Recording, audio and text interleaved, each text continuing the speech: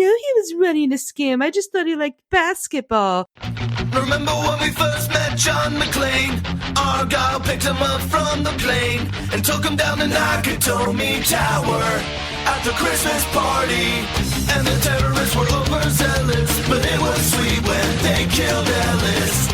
And with a little help from Alan, John McClane kicked ass. Welcome back to Shat the Movies, the podcast where we answer the question, were the movies we loved when we were growing up really that good? Have you ever caught yourself thinking, why don't they make movies like they used to? Can you still remember spending your Friday night searching for the perfect movie rental at Blockbuster Video? Do you know what Blockbuster Video is? If you answered yes, and this is the podcast for you. I am one of your hosts, Gene Lyons, and alongside me are my co-hosts, Ash Mount Thuvius Hoyle. Hi, y'all. And Big D, Dick Ebert. Good evening. And each week we take a look back in time, decide if our favorite films still hold up. The movies we cover are chosen by you, the listeners, who generously commission the films you love. If you'd like to see all the movies we have covered, will cover, or want to choose one for yourself, please visit shatpod.com and have a look. At the end of each podcast, we'll provide you, the audience, with the number of wipes each movie takes to get off your respective butts. So thank you so much for listening. If you haven't already, hit that subscribe button and share with a friend. That's how we help the podcast grow. Additionally, subscribe to our sister podcast, Shat on TV, where we review TV series such as Lovecraft Country, Westworld, Taboo, American Gods, Game of Thrones, True Detective, and Watchmen. Find all the information and past episodes at shatpod.com/TV. And finally, to hang out with us live all week long, follow and subscribe to our Twitch channel, shatpod.com/Twitch, where we play video games, host watch parties, and you can join us for live edits of this podcast. All that being said, Big D, what movie are we reviewing tonight? So, Gene, I don't know if all of our listeners know, we have a great community of listeners and supporters who, correspond all the time on social media, our Discord channel. And one of our best listeners, we just got out of the month of Steve, is Hot Sauce Steve. He always runs the Shat Fantasy Leagues. So we've done football, we've done basketball. I think there's also a Premier League, if I'm not correct, Gene? Yes, and I'm in third place. Okay. Not to jinx it. So it's a great way for Shat listeners and Shat supporters and all of us to get together and hang out, as well as Twitch, play video games and watch you edit. And this week was the winner of last year's fantasy basketball tournament. The winner was Don Sauce, and he stuck with the basketball theme, and he asked us to go back to 1992 and review the American sports comedy, White Men Can't Jump. When Don Sauce wrote in and said, "Hi, y'all, this is Don Sauce, and I've never seen White Men Can't Jump," or that was true until the other day. On the Shat scale of 0 being equivalent to Wesley Snipes' teeth, Rosie Perez's boobs, and 1990s t-shirts, to 5 being equivalent to Woody Harrelson's teeth, Flip Bill hats, and Billy Boyd's misogyny. I'd rate this one right down the middle, the equivalent of sweaty sock cash, ya mama jokes, or Alex Trebek in a double-breasted suit. The leads had solid chemistry and the sports action was plausible, but the humor didn't hold up for me. I'd probably have enjoyed the movie more if I hadn't already heard the trash talk back in the 8th grade. Still, it was more fun than The Color of Money or any of Francis Ford Coppola's other movies, and it attempted to address race issues without being too sappy or cringe. So thank you, Shat Crew, for accepting my commission. Thanks again to my buddy Calvin, a fellow longtime listener, for helping me to come out of fantasy sports retirement. And thank you especially to the teams that I vanquished to claim the championship. Cop You Idiot, Sturchley Simeons, Dirk Diggler, Cool Hand Luca, Happy Harry, Red Kiwi, Sarconians, Pippin on a 40, and 2 girls, 1 Williams. I can say from the bottom of my heart that without your failure, my success would not have been possible. Love, the Saucimist. Well, Don Sauce, thank you so much for this commission. And thank you for being our meme lord in the Discord. I really, really appreciate it. Hot Sauce Steve, if you're out there listening, please come back to Discord. We miss you. White Men Can't Jump is a 1992 sports comedy written and directed by Ron Shelton. It stars Wesley Snipes and Woody Harrelson as streetball hustlers. The film was released on March 27th, 1992 by 20th Century Fox to positive reviews.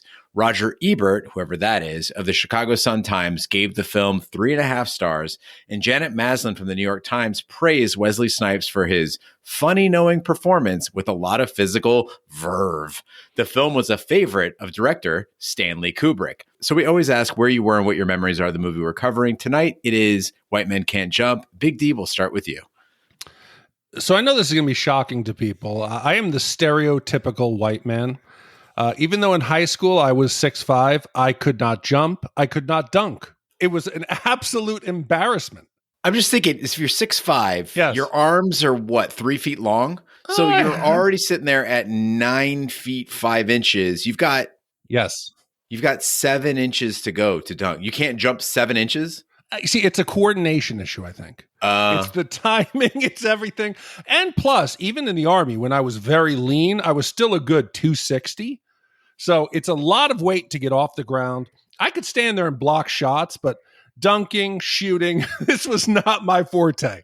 So when this came out, I was a senior in high school. And I don't know.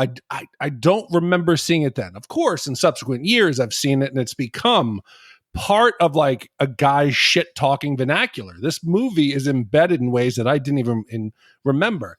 I was more a fan growing up of movies like Hoosiers from '86. But about this time, I hadn't seen it. But watching it again now was a great trip down memory lane. I was a stereotypical white guy. I liked Hoosiers. Yeah. Yes. Run the picket fence, watch the paint dry. It's, don't get caught watching the paint dry. I've never been a basketball fan. I love football. I love baseball. Basketball is a sport that I've never really been a massive fan of. So basketball movies haven't ever really done it for me. But I remember liking this movie. I remember most of all the Your Mama jokes. And I remember taking a few of them back to the school playground with me. But I can't really remember much else other than that. So I was actually really excited to have a chance to watch this again because people that I respect, the type of comedy that they like, think that this is a really funny movie. So I knew I was probably missing something. Yeah, Ash, I saw this movie about a dozen times as a teenager, but I gotta confess, it was just fast forwarding to see the scenes where Rosie Perez is like topless or mostly naked. This was my first time viewing it as an adult and a professional and a person with access to unlimited internet porn. So I saw it very differently. I was actually watching it for the acting merit and was really surprised with what I found. I was not expecting this to be such a trip down 90s memory lane. Yes. There's so many subtle things in this that remind you of what the 90s were like. When Woody comes out that first trip and he's got that parental advisement t-shirt, that was the first time I'd ever seen it. I thought it was the coolest thing ever. And now I just associate it with 1990s. But he wasn't cool. He was a chump. That's the whole point of the movie. He's a chump. Right. Yeah. His outer layers were chumpy, but his t-shirt layer was cool. On that note. Well, let's jump back to 1992 and hit the trailer. Oh, it is hard work being this good. Oh, it hurts. Oh, it hurts. Oh, baby, give it up. Turn it loose. It's not about black. I don't mean to brag, but I'm the greatest. That's because you never saw me. It's not about white. Honey, I'm home. How much money did you make today? I missed you too. I'm sorry, honey. It's about green. I want to find out how good you are, chump. I'm your white shadow. I have a business proposal for you, as if you don't mind hustling. What kind of hustle? $500, baby, and you can pick my teammate. Give him the chump. You mean play basketball? Hey, pretty boy, I got something for you. Shut your anorexic, malnutrition, tapeworm having, overdose, Dick Gregory, Bahamian diet drinking ass up. Give me my money. I seen you hustle. Hey, I never used no goofy white mother. Hey, who you calling goofy white mother? You goofy. 500 divided by 2. How much do you love me? I love you, infinity. Oh, Billy, you're so stupid. You should have said I love you infinity plus infinity. We shoot you, Billy, but first we want the money. There are rules to hustling. There's an ethics involved. Yeah, that you wouldn't know a damn thing about. Will you explain to this Gladys Knight and the pimps? It's pips. The pips. Winning and losing is all one big organic globule. I hate it when you talk like that. You got that big Z in your fro, man. What are you, the Black Zorro? What are you doing? I'm doing two things. What? I'm making them mad. Most guys don't play good when they're mad. Look, you know you're embarrassing me. That's what you're doing. Yeah, well, that's the other thing I'm doing. I only have 4 words for you. White men can't jump.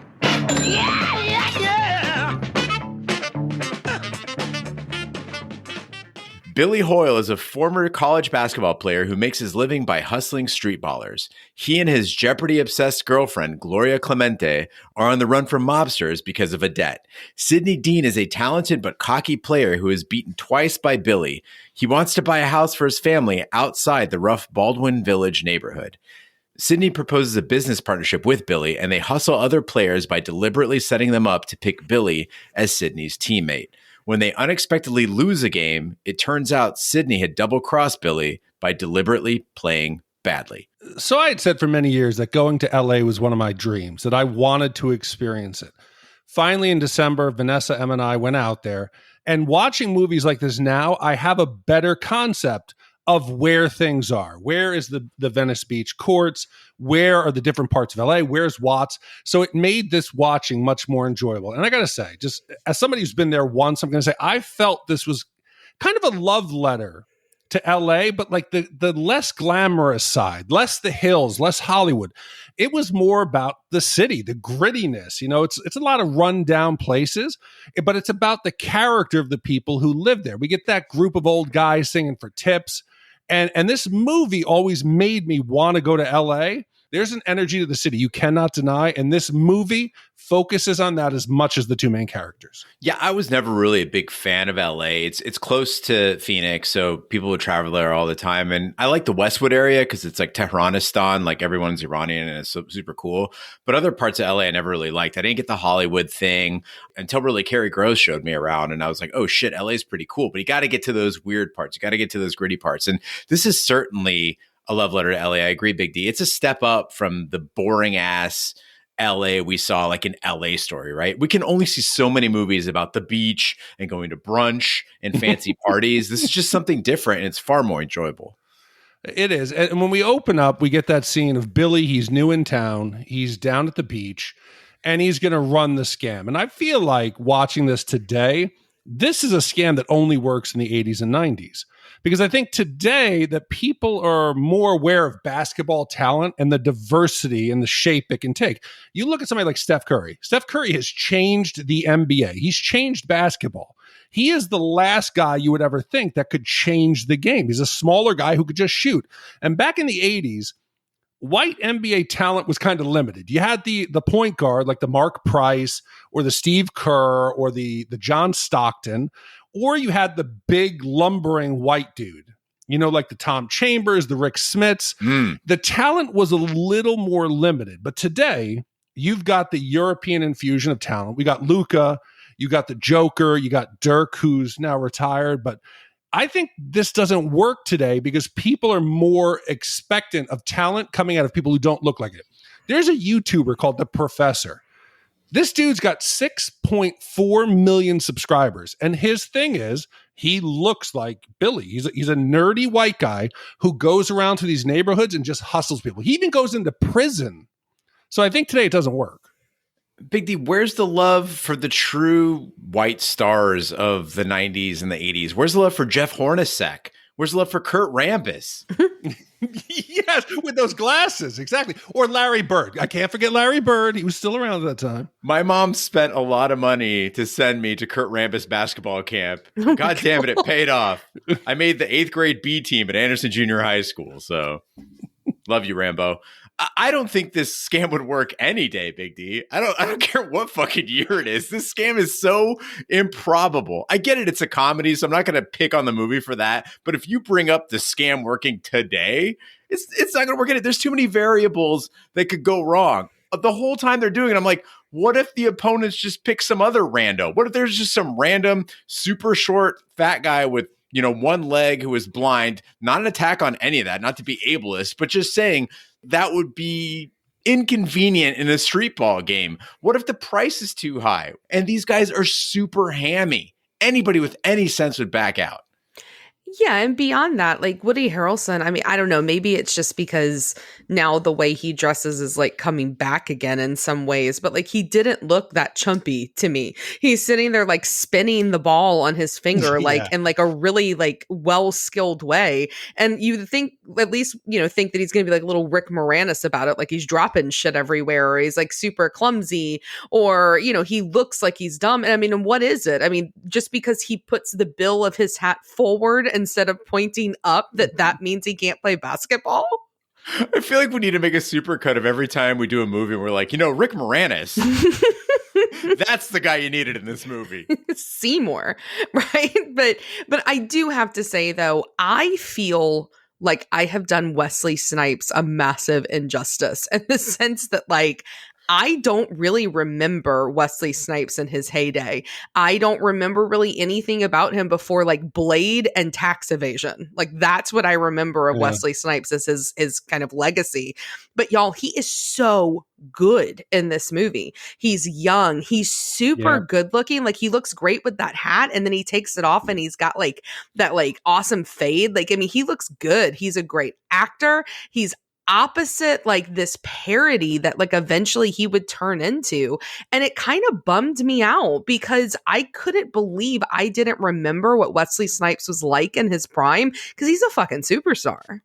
I think we said the same thing about Eddie Murphy. Early Eddie Murphys, the camera loves him. He reminded me so much of young Eddie Murphy. He's fast-witted, the humor. He's charismatic, and he's an amazing shit talker. He has a ball of energy that I was like, shit, the potential here. Yeah, I think the difference though between he and Eddie Murphy though is like Snipes has got like a swag about him that Murphy doesn't. Like Eddie Murphy is goofy as fuck in every movie that he's in. Like you can tell that his whole career is setting him up to become middle-aged and play like a character like Donkey in Shrek. Like that clearly is Eddie Murphy's path. Wesley Snipes is different. He's real swaggy. He's cool. He's kind of like, you feel that he's a part of this world that he's representing in this movie. And I don't know, I really dug it. Yeah, it's like he's simultaneously funny, but he's also dominant in every environment. It's something that Eddie Murphy kind of lacks. I agree. A+ on the casting here. Mm-hmm. Woody is about as goofy white bread as you can get, but he's still very believable on the court. Like when I saw him do shit, I was like, oh, there was no crazy editing here. It looks like he's a basketball player. Wesley Snipes is doing what he did best in his prime, other than being a day-walking vampire. And if you look at any buddy cop or odd couple movie, this pairing has got to be at the top of the list as far as just a perfect duo. That's another thing that I forgot how amazing the chemistry is between these two. They're absolutely electric together. And I know that like we had a lot of pairings around this time that people loved, like Mel Gibson and Danny Glover and Lethal Weapon and like a lot of other of these like kind of like you mentioned, like odd couple things. But this is a different dynamic. It's like a whole different level, and it's a whole different level of comedy than like the other stuff we see, because like it isn't as obvious as some of those other pairings are. And I have to say that there were a couple of boring parts in this movie for me where it kind of dragged a bit, but I didn't take anything off of the wipe score or add any wipes to it, because the duo made it less boring just being on the screen. And the biggest compliment I can give them is, again, I'm not a fan of basketball. I had messaged you guys and I was like, fuck, these basketball sequences are super long. And Gene, of course, quips, well, it's a fucking basketball movie. And sure, but like the basketball scenes go on forever. And I hate basketball, but I could watch these two dudes play basketball like all day long. I'm just waiting for Ash when we get Waterworld. She's like, God, there's a lot of ocean out there. A lot of swinging. Oh, so much swimming here. But man, we're missing the point here. Do you know how hard it is to find an actor who's everything that we've said, but can play a believable athlete? In all the movies we've done, we've had, I think Kevin Costner is obviously the best. Yeah. Kevin Costner could do a golfer. He could do a baseball player, obviously did multiple times. And there's so many actors who try. Like we're saying now that Wesley Snipes here, he was not good, but he played it off. He fooled a lot of people. They had practices every day from 9 to noon, 5 days a week, and then they did one in the afternoon. He faked it. I mean, you look at him in major leagues. He's an awful baseball player there, but it's part of the thing that he can't swing. It only works if these guys can play. And Woody, believable. He could play. He was good. Keanu Reeves was supposed to be Billy. They made him shoot around. He was so bad that he lost the role. And then he went on to play a bad quarterback in The Replacements. So he really couldn't do the basketball part. But it only works if these guys have the physical ability. And it's so hard to find. So the third big star in this movie, aside from Woody and Wesley, is Rosie. And when Rosie Perez shows up on screen, I'm looking at her thinking, she was a sex symbol? Like, is this angle wrong? Is it the fact that she's wearing like a giant shirt? Is like this a scene where she's supposed to look bad? And no offense to Rosie Perez, but up against the likes of the 90s greats, I mean, sex symbols like Sharon Stone, Tia Carrere, Salma Hayek, she's like a little out of her league there. What I missed as a child and now appreciate as an adult is Rosie brings like way more than a tight body and great boobs to the movie. That's not why she's in this movie. I mean, it might be part of the reason she's in the movie, but they could have gotten anybody to look super good on screen. This woman is an incredible actress. She's still pretty fucking hot. Like, I get her face is weird and like her voice is awful, but when she doesn't talk and they pan down past her chin, like she's got a banging body, dude. I think what she does with her body is hot. And I think her voice is hot too. Like the accent, I dig it. I mean, I'm a Queens kid, so, whatever. But I'm not saying she has a Queens accent. I'm saying we're, borough adjacent. But it's the way she moves, the kind of like animalistic climbing on Billy thing that she does is kind of hot. I don't think we saw her stand up naked at any point in this movie. And that's really the ultimate litmus test. See, I don't know why you're calling her a sex symbol. I don't ever remember her portrayed that. She plays a specific type of character, okay? She has to be a believable lower class character, somebody who would live in a hotel room that you rent by the week with Billy.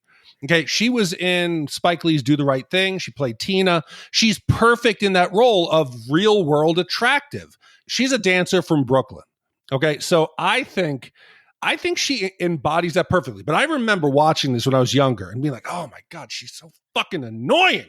That voice, I thought, yeah, her body's banging, but she's so annoying. She's just, I just hated her. Now as an adult, I'm like, fuck, she's like a dream girlfriend.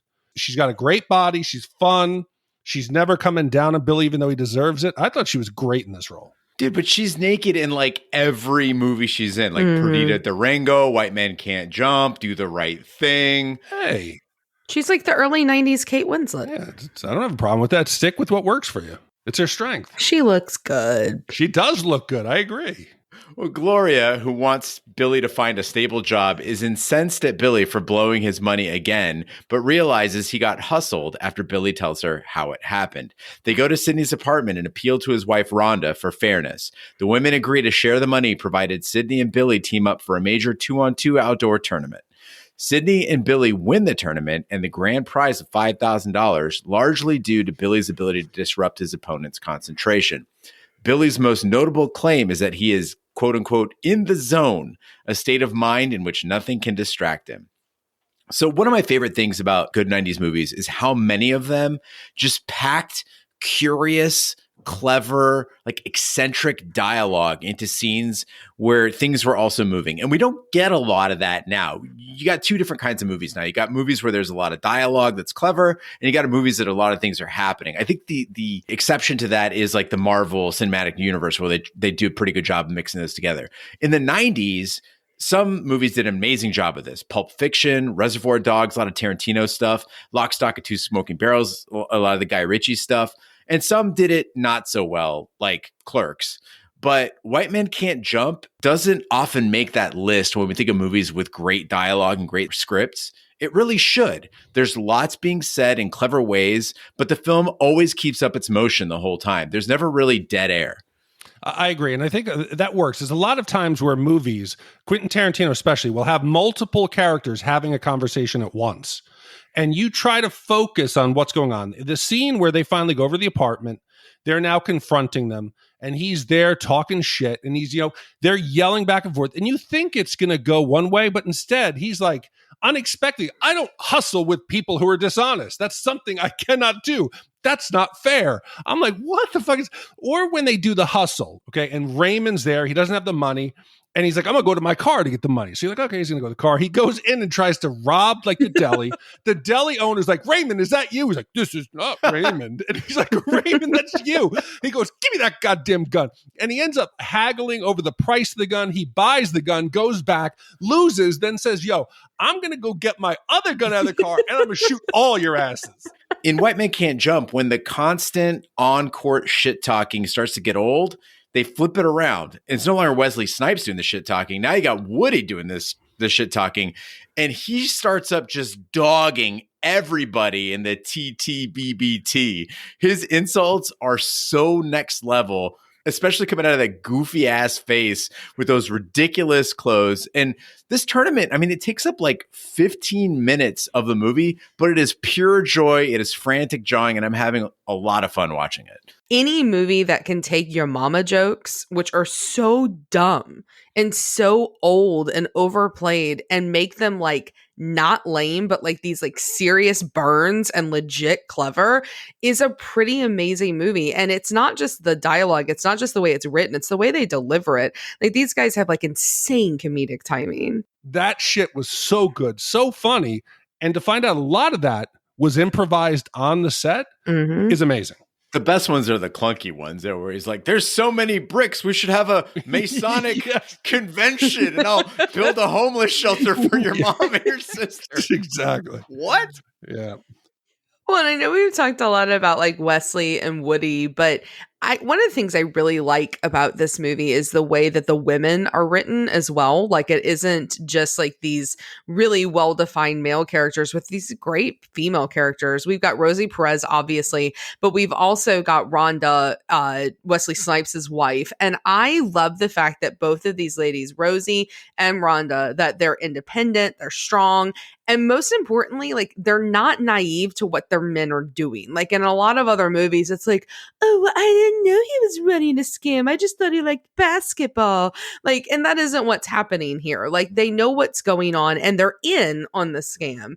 And further, in an even lesser movie, like when they realize they have like this tete-a-tete, like this face-off where they realize that they've been swindled by Sidney, you'd expect them maybe to have like a cat fight where they start like throwing shit at each other or cursing each other out, but they don't. Like they recognize each other's power in this kitchen over this coffee break, and they make a plan to get these idiot dudes like back on track so that they all can get their money and Rhonda can get out of the Vista View apartments. And so, you know, Rosie Perez's character can, you know, get away from these gangsters. Rhonda's like, hey, listen, you're not getting your money back, but would you like cream in your coffee, right? She's professional without being ruthless. Like, you're not going to fuck yourself over to play nice with somebody else, but don't begrudge others their well-being either. And that dichotomy between what the women are doing in the kitchen and the men are all sitting down watching basketball. Like they've forgotten that a second ago, one of them had a gun out, you know? Also, what the fuck were they holding in their hands in the living room?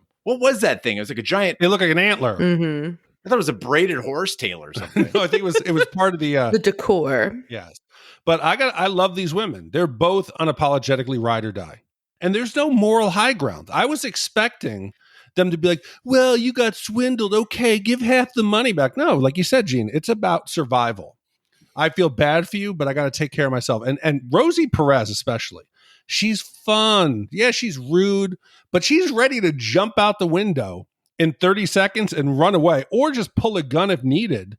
Both of these women are powerful. They're not along for the ride. They're an equal partner to these guys. Well, pleased with their win, Sidney cannot help mocking Billy about his inability to slam dunk. Billy insists that he can dunk and bets his share of the $5,000 on his ability to dunk. He fails and Gloria leaves him. Billy seeks help from Sidney, who reveals his friend works as a security guard at the TV studio that produces Jeopardy. Sidney's friend Robert agrees to make Gloria's dreams of being on Jeopardy come true if Billy can sink a hook shot from beyond the half-court line, which he does. Gloria initially stumbles over sports questions, but makes a comeback with a pet topic, foods that begin with the letter Q. She wins $14,100 on her first episode. So the same year in 92, the movie My Cousin Vinny came out as well. And I think that when we think about really iconic, great characters for women from this time period, we all think about Marissa Tomei and the character she plays in My Cousin Vinny. And here's the deal. She's great in that movie. She's hilarious. Her costuming is fantastic. But I found myself feeling a little badly for Rosie Perez that she isn't remembered as iconically as Marissa Tomei. Monet is, because she's just as good, I feel like, in this movie. And the sight gag of her in that black sequin cocktail dress with that cocktail hour hair at Jeopardy. And then you've got the juxtaposition of like the guy that has the PhD and the rocket scientist. And then here she comes out in the middle. Like, it was fantastic. And I just think that she doesn't get her due for how great of an actress, and specifically like a character actress, she was in this time. Ash, as the Shat host who kicked the living dog shit out of the other Shat hosts on our Twitch Jeopardy, you should know her strategy it's all is wrong. all wrong. Yeah. Guys, if you're out there and you're going to go on Jeopardy, grab the high dollar squares off the board before they're gone, because if they're gone, you're going to end up in a hole and you can't mathematically catch up. Come on, Rosie. Who really is Jeopardy's audience? Now, my parents, they're older now. They're in their mid to late 70s. They treat Jeopardy like it is must-watch TV. They'll write me back, "Oh my goodness, did you see Ken Jennings? Did you see what he did?" I'm like, "No, Mom, I'm not watching Jeopardy." I love Jeopardy. Do you watch it daily? I watch it whenever it's on. No, my parents are like, "Oh my, this is must see." I love Must see. Jeopardy. And they write us like the big, who's going to replace him? Is it going to be LeVar Burton? My parents, this is like their new thing. They love this. So I've become a little more into it. I'll watch it when it's on, and it's good to kind of gauge. And like, yes, the Shat Jeopardy, that was a debacle. It was amazing. That was an absolutely horrible experience. I think we could come up with another way to do it possibly sometime, because I need to redeem myself from getting waxed by like a score that was like 12x, whatever I'd come up with. I got to say, so I did some research on this, and I know about this partially because my parents, you don't just get on Jeopardy. You just don't get your buddy to let you on to the set and, "Oh, yep, woohoo, put her behind the podium." That's not how it works. So pre-COVID, okay, and I know this is in the time with personal computers, it's done different. 100,000 people a year take an online test. It's a first step. You get 15 seconds per clue. So you got to type quick. You got to be accurate. I'm already fucking shit out of luck. I'm out there. So of that, you have to get a score of 70% or better. And the higher value questions are weighted more. So of that, at the end, about 2,500 people make it to a live audition. Then based on the auditions, they will pick about 400 per year to film the show. So this is like an 18-month routine to get onto the show. So Rosie's not getting out, and they're not paying her in a stack of hundreds to stick in the jar. But I thought it was cute. Maybe back in the day it was easier, but today that's not how Jeopardy works. I also imagine that all the people that are applying to be on Jeopardy have like a home address or a cell phone, because how the hell did they get a hold of her? Like, she takes off in a truck, she hitchhikes. She doesn't have a permanent address. She doesn't have a cell phone. How is Jeopardy contacting Gloria to get her on the show? Yeah, but that would ruin the whole surprise of, "It is Jeopardy!" And Alex Trebek comes out. And that whole Mount Vesuvius thing, that was a Rosie Perez fuck up that she begged them to reshoot. And Alex Trebek just rolled with it. He heard it and he turned to the judges, and the judges, that shit was unplanned. I thought it was great. It was also just great to see a young Trebek. I was like, I got all the warm fuzzies. Oh, pimpin', yes. He looked good. As Billy and Gloria discuss their new future, Sidney is desperate for Billy's help. His apartment was burglarized and his winnings were stolen. Sidney asks Billy to team up with him against two hoops legends of the LA streetball scene, King and Duck. Gloria warns Billy that if he gambles with her money, they are through. Billy sides with Sidney, and they play a final game against King and Duck. In a very tight game, Sidney lobs an alley-oop pass to Billy, who dunks it for the win. At this point in the movie, I think we're supposed to be disappointed in Billy. Gloria gives him $2,000 to go buy like some nice clothes and go interview for jobs. He says he wants to just, do that and be responsible and be there for her. But he cannot resist helping out Sidney. He feels like he owes him. Frankly, I think he's also just like a compulsive gambler, so he can't help himself. Yeah. Gloria leaves him because she says, win or lose, like, I'm out, basically. But I think that's a bit of a double standard. Like, she wants Billy to get a 9-to-5 job, but she doesn't have a 9-to-5 job. She spends all her time studying for Jeopardy, which is like the trivia version of trying to be a street baller, but potentially less realistic. How would we feel if Billy told Gloria, I'm going to leave you if you keep trying to get on that show? I think at the end of the day, this is her fault that he's into these brothers for so much because she didn't pay for the car. She started with the $3,000 that eventually turned into the $7,000. And so I don't know why she doesn't give him like half her winnings. It like kind of reminds me when I was younger and not as classy as I am now, and would let my mouth run away with itself, and I would pick fights with guys and bars that I was annoyed with, and they'd be like, well, my boyfriend's gonna beat you up, right? And then they would have to go fight these fights for me. At the end of the day, if they got arrested because they were in a bar fight, it kind of was my fault, right? And so like I get that there's other things here, but she didn't pay for the fucking car. So give him the $7,000. And it just feels weird that she acts like it's like charity to give him like 2 G's and fuck him again. No, but I disagree. You guys are missing what we just talked about. She's a ride or die. She's a partner. You can't be a partner and be unreliable. It's not about a 9-to-5 job. You have to back me up. You have to do things that are good for the team. You know, when Billy keeps fucking up, ooh, it happened again. It's not the problem he's playing basketball. He's setting them back as a team. When she wins the winnings, she says, I'm going to go out. I'm going to take some acting lessons. We'll get a place. We'll get established. It's about us. Billy, it's about him, and he doesn't care. But she didn't say, I'm going to take my money and enroll in a community college. I'm going to become an actress. Right. And he also tells her, don't give me the $2,000. I'm going to do something stupid with it. And she gives it to him anyway. No, I think, you know, it's not about being thirsty. It's about understanding the situation and coming together and sharing the experience. And Billy's not about that. Don't bring me a glass of water. Tell me you know what it's like to be thirsty. Roger told me early on, no accents. They're so problematic. Returning home happy for having doubled Gloria's money, Billy is crushed to find that Gloria has kept her word and left him for good. The mobsters who are after Billy track him down, and he pays off his debts.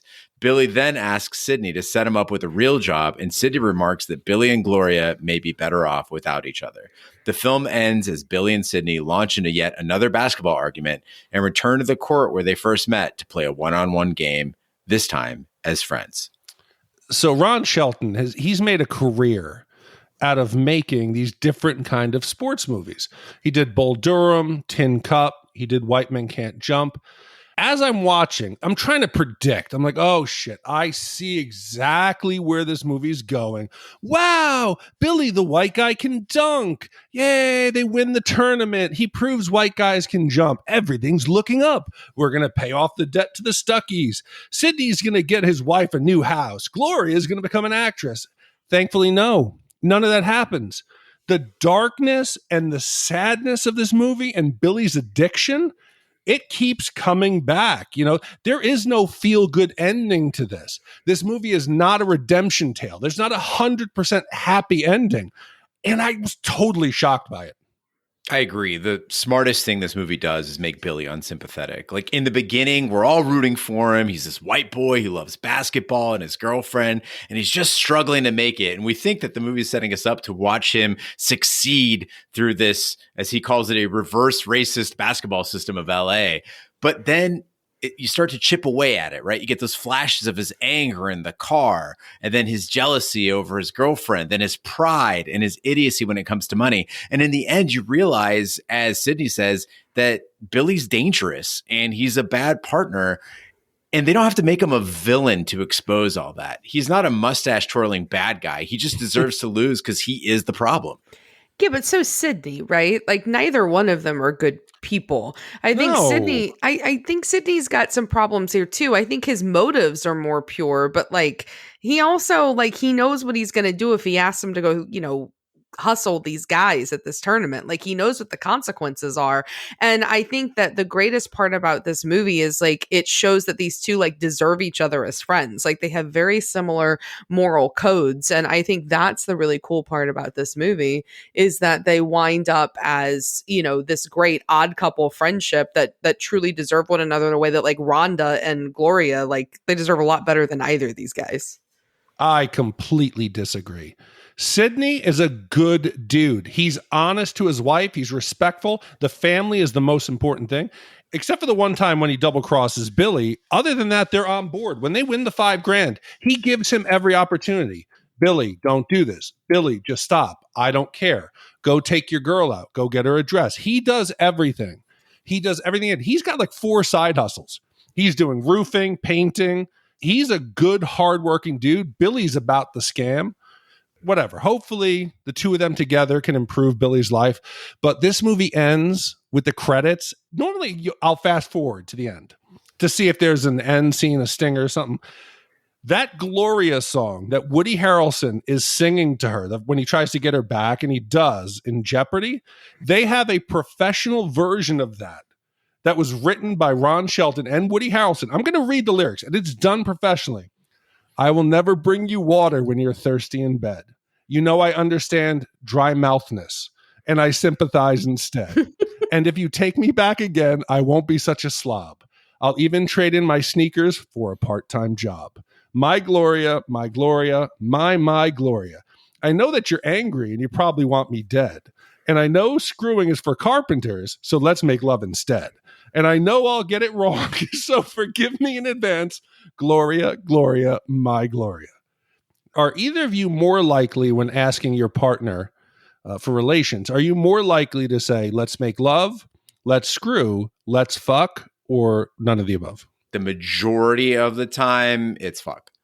Yeah, I don't think I've ever said let's screw. And I think saying let's make love makes me feel like I'm in like a Nicholas Sparks film. So, yeah, I think, fuck makes sense. I definitely don't say, do you want to have relations now? Get busy is a good one. Yeah. I like get busy. There's a Portuguese thing, shaka shaka na fubaka. Wow. I just appreciate you not doing an accent. No. I know. I'll get scolded.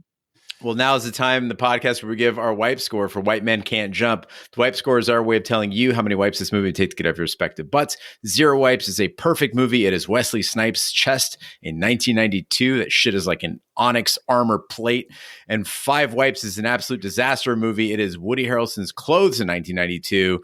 Looks like Old Navy and Reebok got together and just threw up on a man.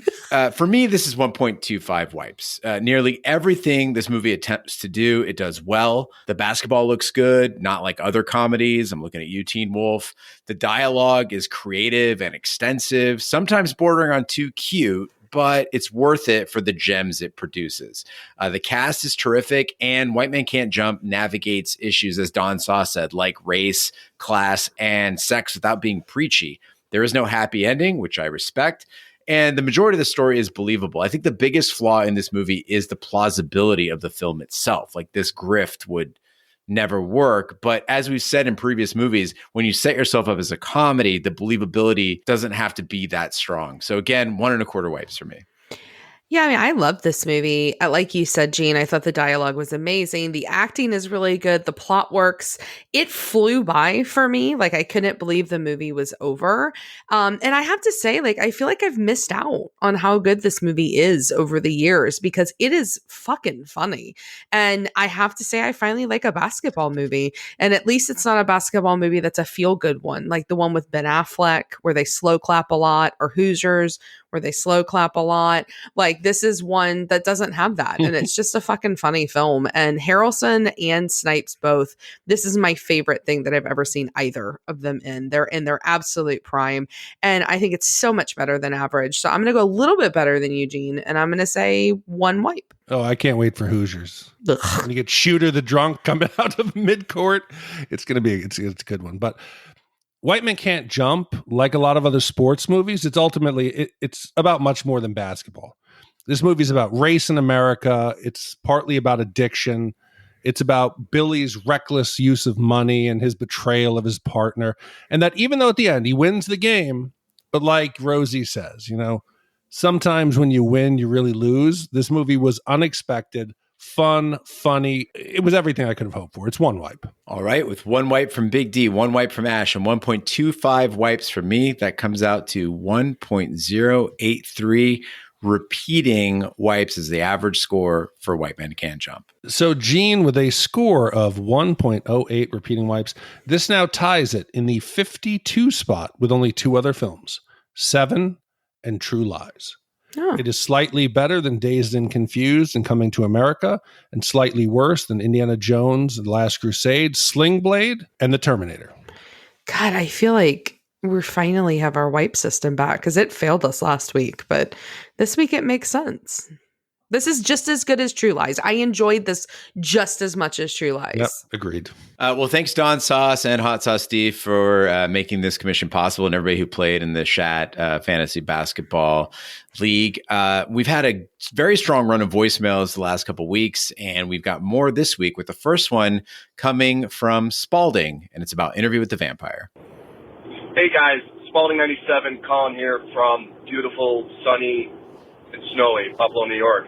A couple months ago, you guys did the Interview with a Vampire review. I do have some issues with that score and review. If you go back to that podcast and you listen to it, you guys are constantly referring to the book. And I know that podcast was special because it was based on the book and which book was better with the previous week. But for a lot of us, probably majority, I would say, have not read that book. So if you take that portion out of the thing and you just listen and watch the book, or I'm sorry, the movie, there's not as much background as you guys were referring to from the podcast, right? So there's a lot of times where Ash, Gene, you guys were mentioning a plot in the movie and then talking about the book. And kind of muddles that issue with me because I never read that book. So me just watching that on its own, not really understanding the book and the background and the multiple books and all that universe that's created, you don't get that background, right? So you're just watching it and you're understanding what you're seeing. So I told my wife about this movie a couple months ago, knowing that this is going to be the podcast coming up. I said, oh, this is a great movie. It's one of the first DVDs I ever owned back in the 90s. We put it on, we watched it. Oh, my God. It was a snooze fest. It's super boring.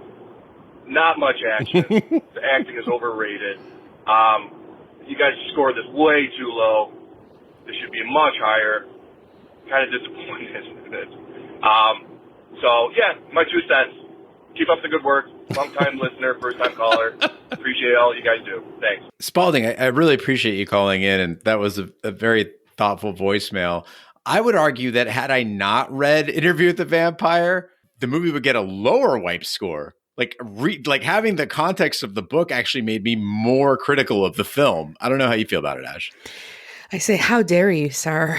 I am personally offended by this voicemail. No, I mean, I totally agree with Gene here. I think that for me, my issues, the reason why my wipe score was higher than I wanted it to be was because it wasn't as dynamic in parts as the book. And on its face, it's a great movie. I stand by that, and they're beautiful. And clearly you just weren't meant to be one of the children of the night, and that's fine. We can live in eternity without you. So just for the record, I gave it 1 wipe. You both gave it half a wipe.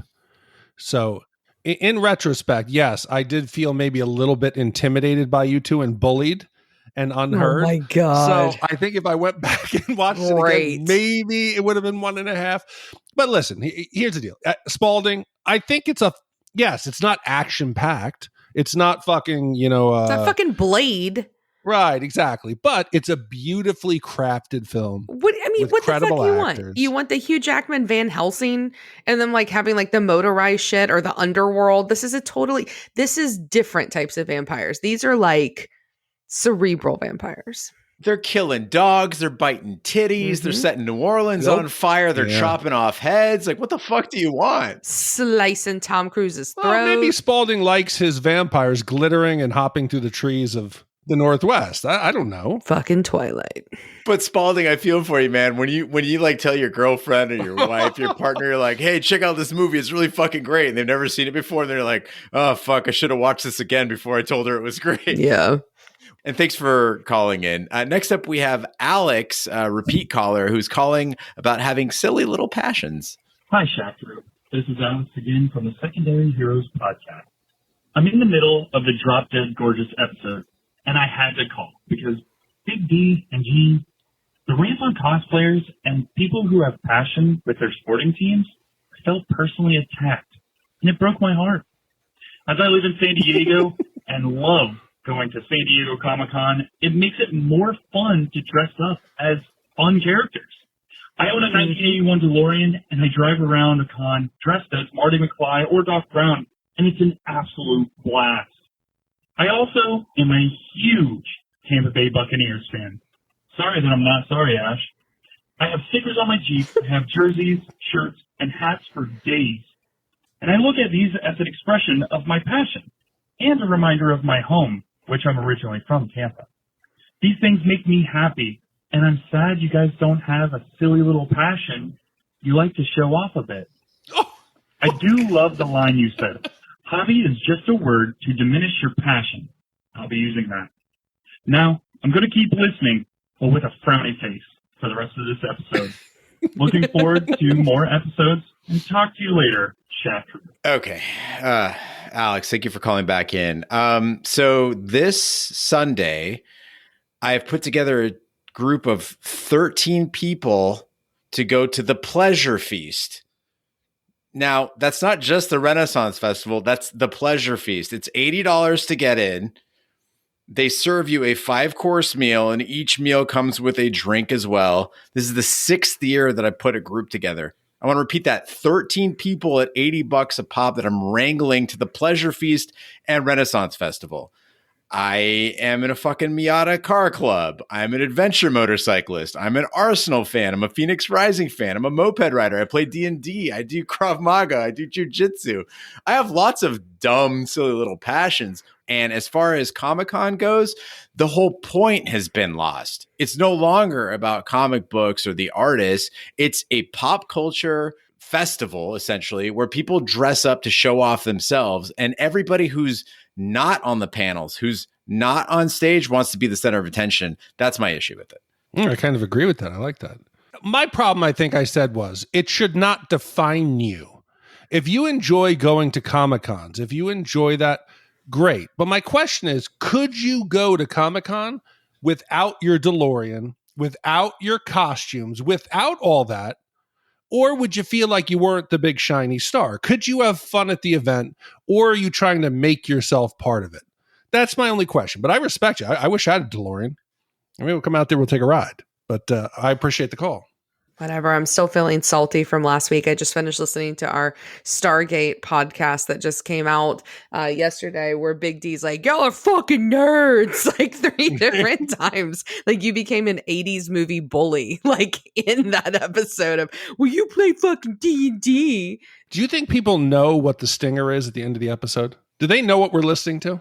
That's what you got out of what Ash said? No. The stinger was the 3 of us all watching a porn together, which... No, but the specific what it was, what the video Yes, they know what it was. You talked about the bandage. You fucking said the name of the person on it. Well, we'll just cut this part out. No, why? Because you've been called out for being a bully? No, we're not cutting this part. This is the real Big D, guys. This is the darkness behind that sweet screen that you all see. Mm-hmm. Calls us fucking nerds and belittles our passions. I'm sorry that I gave Interview with a Vampire one wipe. I'm sorry, Ash. No, you should be. Well, thanks, Alex, for your call. And finally, we have a voicemail from an anonymous caller. Hi, guys. I'm going to try not to make this too generic or too long. I know you're busy and probably tired, but I am one of your baby fans, and I've been listening to the podcast for almost 3 years now. It'll be 3 mid to late next year. So, however, I did have a couple things that I wanted to let you guys know. Big D. The D stands for something very special in my vocabulary because I argue with you so much on the podcast, but I love to hate you as somebody who is somewhere between the quarter to half your age range. There's just so many times where you've pulled out of me this little emotion of, but Daddy, I love him. It's not fair. Try to see it from my point of view. And I gotta be honest, I don't know how that makes me feel because honestly, you're one of my favorites, but I still hate that feeling because I'm yelling at my stereo in the car. Gene, you pull out the Gollum in me. I just look at you like my precious, and I'd love to just get you drunk as a skunk and then get your autograph the next morning just so I can have the story. Like, you and I could probably get along, but more in the drinking buddy sense. As far as Ash goes, lovely lady from what I can tell. I'm sure she's just as beautiful in person.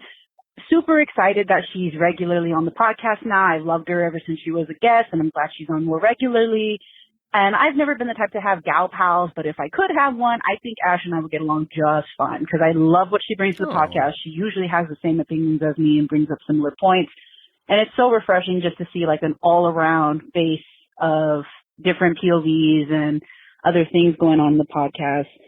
So, hey guys, love you guys. Know you're working very hard. And hopefully soon I can reach my goal so I can commission a movie. And it's going to be one particularly that Big D is going to suffer through.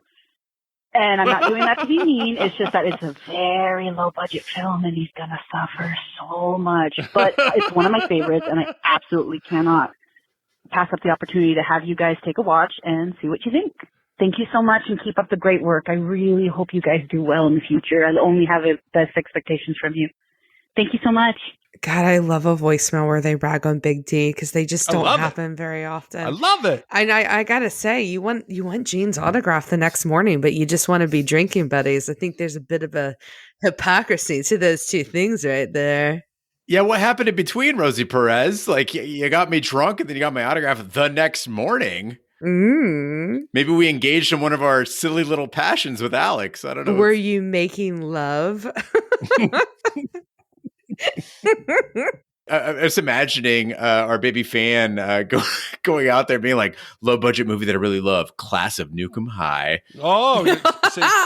Well, just so you guys know, Steve bestowed upon me his championship commission for the football that I lost in the fantasy football league. He gave it to me.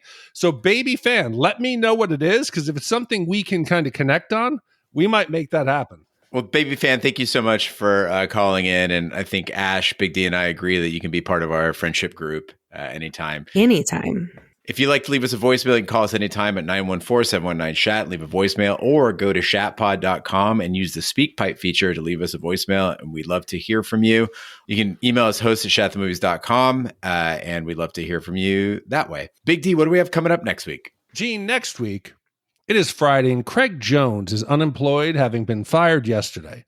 This has led to troubles with Smokey's supplier, Big Worm, who wants his money or his product back, or Smokey is a dead man. Then there's Debo, the local bully, plus Craig's jealous, psychotic girlfriend, Joy. A lot can happen while lounging around the house on a Friday. This was another commission that came in from one of our wonderful listeners, Braylon D. It came out in 1995, and this should be a good one. I fucking love this movie. Damn! All right. Well, thank you to Hot Sauce Steve, to Dawn Sauce, to all the people who called in, and all our commissioners for making this podcast possible. That concludes this week's episode of Shat the Movies. Be sure to follow us on social media, share with a friend. We're on Facebook, Twitter, Snapchat, and Instagram at Shat the Movies. You can email us, host@shatthemovies.com. Support the podcast by shopping our Amazon affiliate link, buying our merch, or commissioning your own movie. Find all the information by visiting our website, shatpod.com. Also, you can check out our sister podcast, Shat on TV, where we review TV series such as Lovecraft Country, Westworld, True Detective, Taboo, American Gods, Game of Thrones, and Watchmen. Find all the information on our website, shatpod.com/TV, wherever fine podcasts can be found, including iTunes, Google Play, Stitcher, and YouTube. Be sure to subscribe. And if you stop by iTunes, please leave a 5-star review. That helps the podcast grow. On behalf of my co-hosts, Ash and Big D, I'm Gene Lyons. Be sure to join us next week for the following movie. Now, your mama told me what happened to you yesterday. How the hell you gonna get fired on your day off? Damn! Look, she bending over. Hi, Miss Parker. What's going on? I don't know. It sounds like machine guns. So you gonna loan me the money or not? I wouldn't feel comfortable lending you $200 without a job. If I was working, I wouldn't need $200. Exactly. Now, Dana told me about that big snake situation. Big worm. Big worm, big hole, big... I don't give a damn! ¿Y qué te menoto? Me decime que le meneto más de esto. I said they hit me, they hit. I'm gonna kill you and Smokey. You need a job. You need a wig.